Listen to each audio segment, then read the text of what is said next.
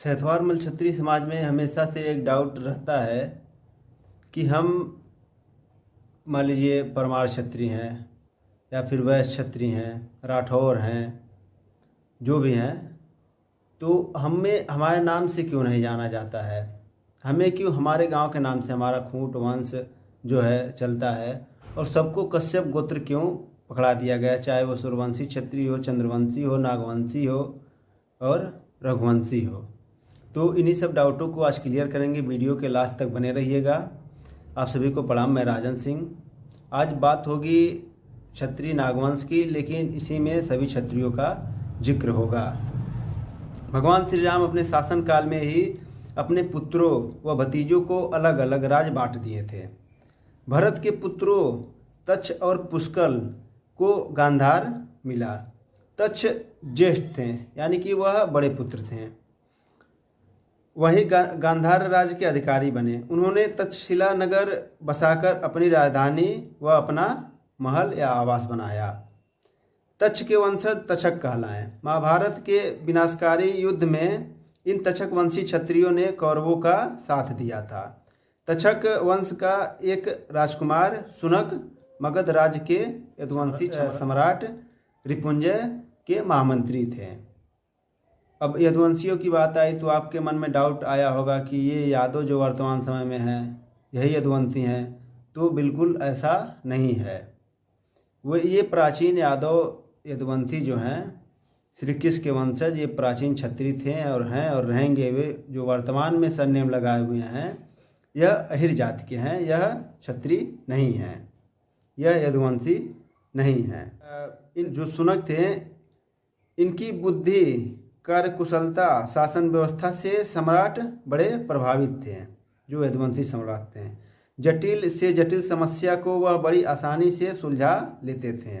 सम्राट को उस पर इतना भरोसा था कि राज्य का सारा भार महामंत्री सुनक को ही सौंपकर स्वयं आमोद प्रमोद में लीन हो गए थे। राज्य के अन्य सामंत भी उस महामंत्री सुनक का बड़ा सम्मान करते थे। सेना में भी उसकी बड़ी अच्छी पकड़ थी।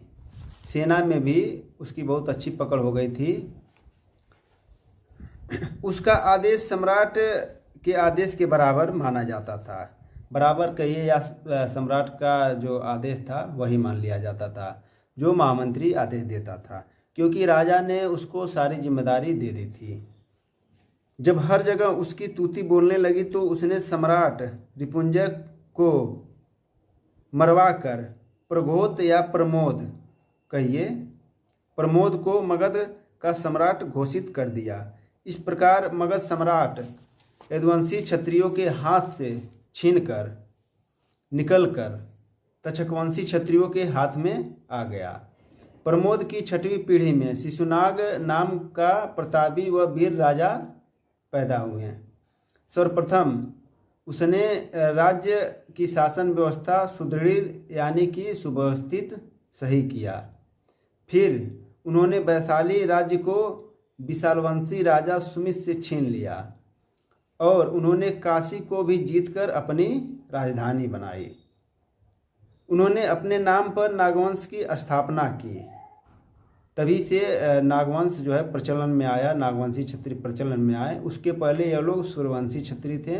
यह लोग सूर्यवंश से ही निकले हुए हैं। यह नागवंश जो है सूर्यवंश की ही एक शाखा है। इस प्रकार मगध की भांति काशी भी नागवंशी क्षत्रियों का प्रमुख केंद्र बन गया। नागवंशी क्षत्रियों के अंतिम सम्राट महानंदिन या महानंद कहिए थे, जिसको उन्हीं के दासी के पुत्र महापद्मानंद ने बंदी बनाकर स्वयं को मगध का सम्राट घोषित कर दिया।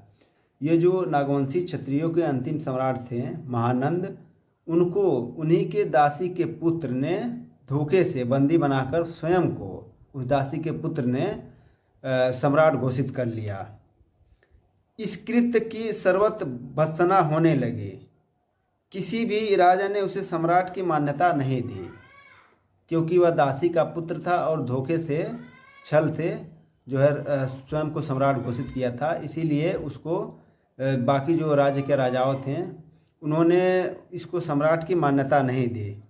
उसके अधीनस्थ राजा भी विद्रोह कर उठे और मगध राज्य को कर देना बंद कर दिया।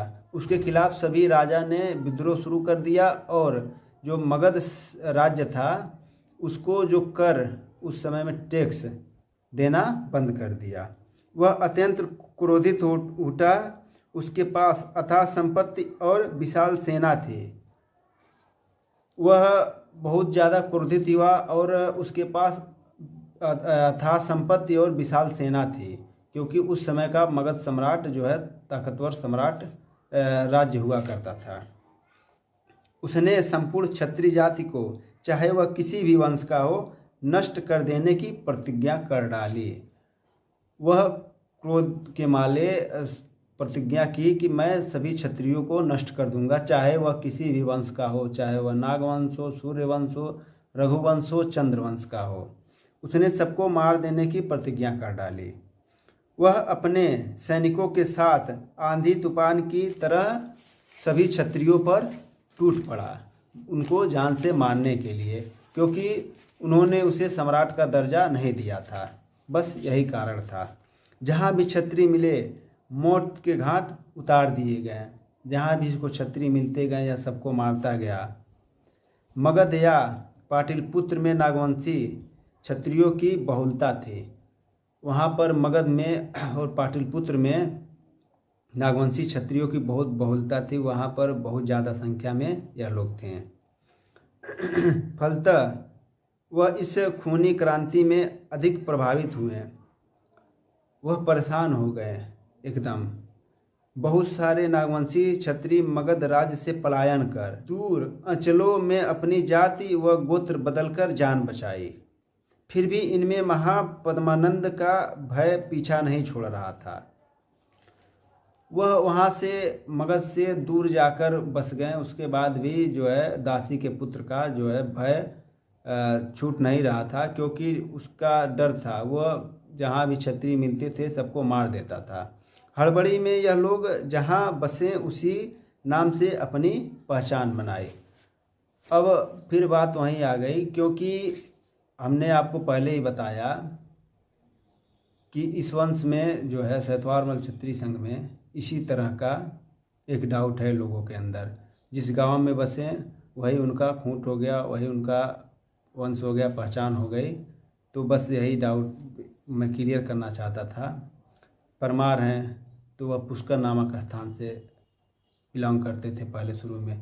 तो उन्होंने परमार न बताकर अपनी पहचान जो है बता दी पुष्कर, कि हम पुष्करिया हैं, हटाह हैं, ये नागवंशी क्षत्रिय हैं। तो ये जो है हटाह नामक स्थान से थे।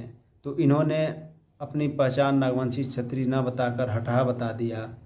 इसी तरह से मान लीजिए खागी हैं तो ये चौहान हैं। ये चौहान न बताकर जिस जगह से थे उन्होंने उस जगह का नाम खागी बता दिया। असौजिया थे तो इन्होंने भी, ये नागवंशी क्षत्रिय, इन्होंने भी अपने जो जिस जगह बसे थे वहीं उस गांव का नाम असौजी था तो असौजिया बता दिया। भाटी थे तो ये भी अपना जो है पहचान न बता करके अपने गांव का नाम बता दिए। बस यही दो चार जो एग्जाम्पल दिए हैं, बाकी आप समझ गए होंगे। वीडियो अच्छी लगे तो लाइक करिएगा, चैनल पर नए हैं तो सब्सक्राइब करिएगा और कमेंट करके अपनी राय ज़रूर दीजिएगा। और भी आगे कुछ जानकारी चाहिए तो भी बताइएगा। धन्यवाद। जय माँ भवानी।